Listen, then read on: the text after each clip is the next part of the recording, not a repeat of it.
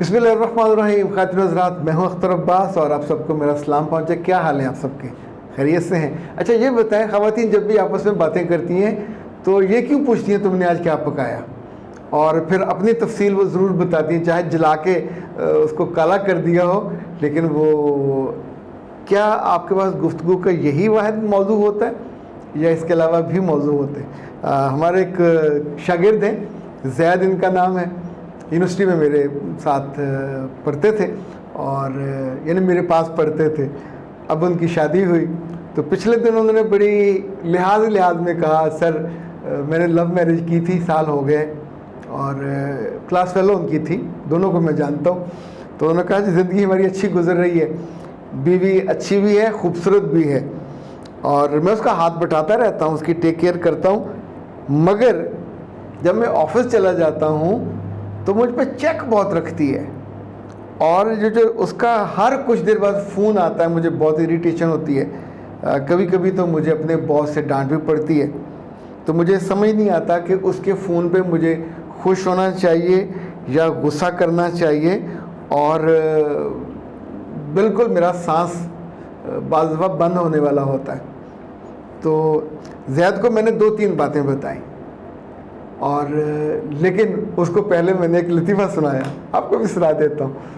हुआ ये कि एक लड़की की ऐसी शादी अपनी महबूबा से हुई और अच्छी ज़िंदगी गुजर रही थी।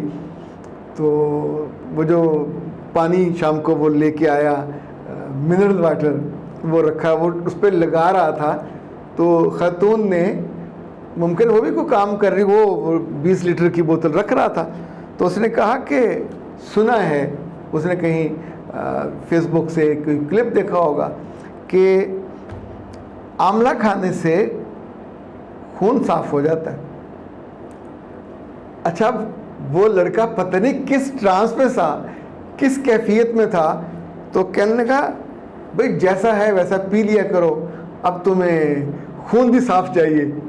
उफ़ अल्लाह, आप अंदाज़ा कीजिए कि उस लम्हे उस लड़की पे अगर वो कोई अक्लमंद होगी तो उसने क्या रिजल्ट निकाला होगा, क्या समझी होगी। अच्छा, जिनको समझ नहीं आया उनके लिए मैं ऐसे बता देता हूँ कि उसने कहा कि तुम मेरा खून पीती हो तो अब तुम्हें उसकी भी फिक्र है कि वो भी साफ़ होना चाहिए, जैसे पानी साफ़ है तो जैसा मिलता है पी लिया करो, मुझे आंवले खिला के मेरा खून साफ़ करने की कोशिश ना करो।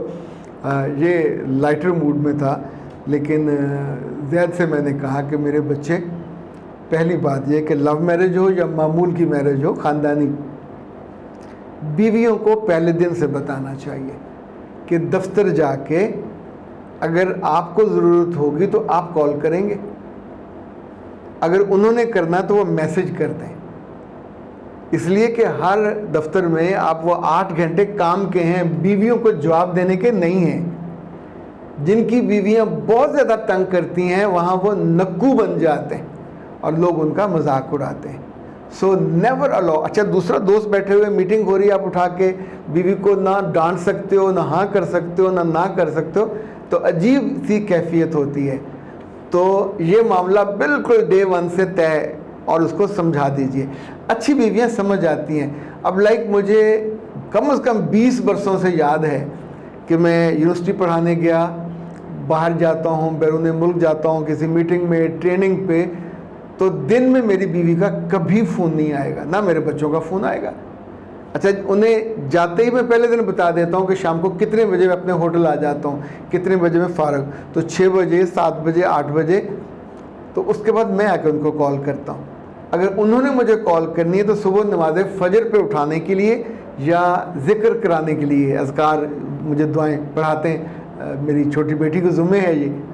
अब उसमें मुझे कभी दिक्कत नहीं हुई, ना कभी किसी के मजाक का निशाना बना, पर इसके लिए बीवी को अंडरस्टैंडिंग होना चाहिए।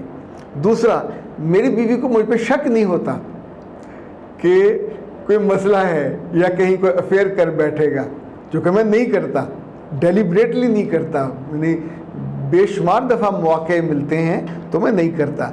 तो ये शक जो आपके ऊपर अभी तक उसको यकीन है कि खूबसूरत है, प्यारा है, नया दूल्हा बना है, तो पहले तो उसके दिल को बिल्कुल मुट्ठी में लीजिए, काबू कीजिए, اور یقین دلائیے. دوسرا, جب دونوں آپ اکٹھے ہوں کسی ہوٹل پہ سفر میں, تو آپ کی نگاہ کسی خوبصورت سے خوبصورت عورت کی طرف نہیں جانی چاہیے. وہ ایک دفعہ کسی لڑکی کو لڑکے نے روکا اور کہا کہ آپ بہت خوبصورت ہو, مجھے آپ سے کچھ کہنا ہے, یعنی میں آپ کو پرپوز کرنا چاہتا ہوں. تو اس نے کہا ہاں خوبصورت میں ہوں, لیکن میری دوست ہے وہ مجھ سے زیادہ خوبصورت ہے, وہ پیچھے آ رہی ہے. اچھا, جو ہی اس نے یہ کہا, اس نے مڑ کے پیچھے دیکھا تو لڑکی نے تاڑ کر کے تھپڑ مارنا چاہیے تھا. پھر اس نے کہا بیوقوف آدمی, خوبصورت میں ہوں, مجھے تم پرپوز کرنا چاہتے ہو اور میرے ذرا سے کہنے پہ کہ پیچھے مجھ سے زیادہ خوبصورت آ رہی ہے تو تم نے مڑ کے دیکھا, تو اس کا مطلب ہے تمہارا دل جو بھنورے جیسا ہے. تو بھائی صاحب, زید اور زید جیسے جتنے بھی باقی لڑکے لوگ ہیں, جب آپ بھنورے بنتے ہو, آپ کی آنکھ رکتی نہیں ہے اور مڑ مڑ کے پچھلی سیٹ پہ دائیں بائیں, ایون ویٹریس ہو, آپ کو کبھی نہیں دیکھنا چاہیے. اپنی وائف کو کہیں کہ وہ ڈائلاگ کر لے, وہ آرڈر دے لے. یہ جو آپ کا لحاظ ہے یا ضبط ہے, یہ آپ کے خاندانی جو بانڈنگ ہے اس کو مضبوط بنائے, خود آپ کے کریکٹر کو بھی مضبوط بناتا ہے.